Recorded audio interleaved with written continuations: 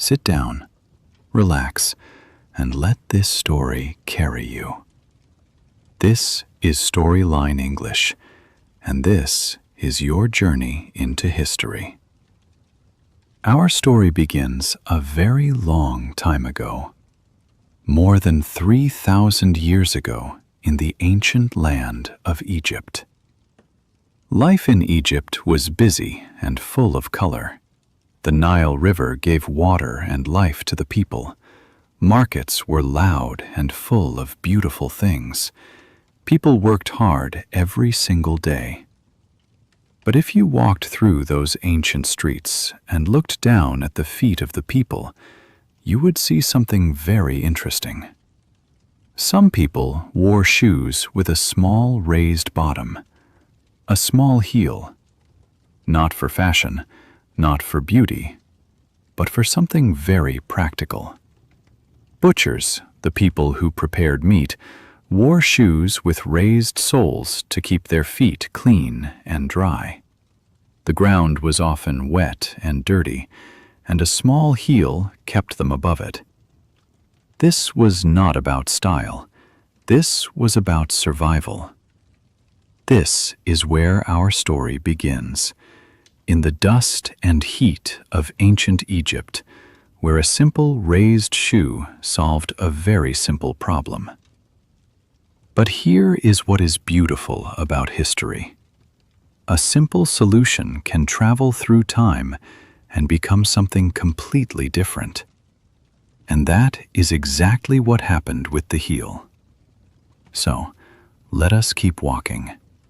Let us follow this little shoe through time and see where it takes us. Now we travel east, far from Egypt, to the ancient lands of Persia. Persia is the country we call Iran today. And here, around the year 1000 CE, something important was happening. Persian soldiers were some of the best horse riders in the world. They were fast, strong, and skilled.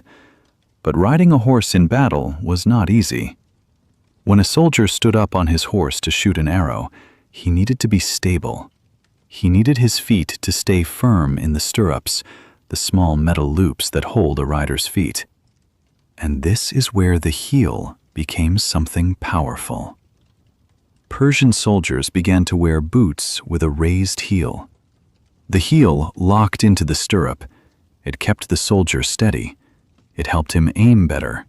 It gave him strength and control on the horse. This was not fashion. This was military technology. And it worked very, very well. These soldiers traveled far. They met traders, ambassadors, and kings from other lands. And slowly, the idea of the heeled boot began to travel with them. Like a seed carried by the wind, the heel moved from Persia to Europe. And in Europe, something very interesting was waiting to happen. But that story comes next. For now, just imagine a Persian soldier standing tall on his horse, boots firm in the stirrups, looking across a wide open battlefield. That small heel beneath his foot changed history. Now we arrive in Europe. The year is the 1500s. This was a time of kings and queens, of grand palaces, of long, heavy dresses and beautiful clothing. Europe was discovering the world, and the world was discovering Europe. Persian culture was seen as exotic, intelligent, and powerful, and European kings and nobles wanted to look powerful too. So when Persian style arrived in Europe, people paid attention. Men, not women, were the first to wear heeled shoes in Europe. This is something many people do not know. In the beginning, the heel was a symbol of masculinity, of power, of wealth. A man with heels was a man who did not walk in the mud. A man with heels did not work in the fields. He was important. He was above others, literally and symbolically. Portraits from this time, Paintings of kings and powerful men show them wearing heeled shoes with pride. King Louis XIV of France was one of the most famous lovers of high heels in history. He was a short man, and he loved the height that heels gave him. He wore heels that were sometimes 4 inches tall, painted red on the bottom. And he made a royal rule. Only nobles, only the most important people in France, were allowed to wear red heels. The heel had become a language of power, of class, of royalty. And this language was about to change completely. Something interesting happened in the 1700s. A quiet change began. Slowly, men started to move away from heels. The age of reason had arrived in Europe. This was a time when thinkers and scientists said that life should be practical, logical, and clear. Fancy clothing and high heels began to seem unnecessary. Men wanted to look serious and intelligent, so they chose flat, simple shoes. And as men stepped away from the heel, women stepped in.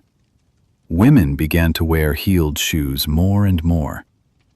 Fashion for women in the 1700s and 1800s became more decorative, more delicate. Heels became thinner and taller. They became a symbol of femininity, of elegance, of beauty. But here is the contrast that history gives us. The heel that started as a tool for soldiers, a practical object for survival and war, became something completely different.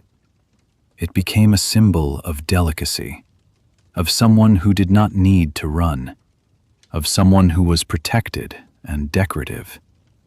And not everyone agreed with this change. Some people said heels were dangerous. Some said they were unhealthy. Some said they limited women's freedom. And those conversations, those debates, never really stopped. They continued into the next century, and the next, and the next, all the way to our modern world. Now we arrive in the 1900s. The world was changing fast. 2 world wars happened. Women began to work more, to move more, to fight for more freedom. And fashion changed with them. In the 1940s, something happened that changed high heels forever. A designer named Roger Vivier, working with the famous fashion house Christian Dior, created the stiletto heel. The stiletto was thin, very thin, like a needle. It was tall and elegant. It made the foot look long and the walk look graceful. Women loved it, and soon the stiletto became one of the most recognized symbols in the world. Hollywood helped. Actresses like Marilyn Monroe wore heels everywhere, in films, in photographs, in life. When Marilyn Monroe once said that she did not know who invented high heels, but that all women owed that person a lot, the world laughed and agreed. High heels were in films, in magazines, on runways. Designers like Manolo Blahnik, Christian Louboutin, and Jimmy Choo turned the high heel into art. Louboutin brought back the red sole, a quiet echo of King Louis XIV's royal red heels from centuries before. History had come full circle. A symbol of power worn by kings had returned, now worn by women who chose power for themselves. Today, in the 21st century, high heels are everywhere and also being questioned. The conversation about heels is more open than ever before. Some women love them. They feel confident, beautiful, and tall in heels.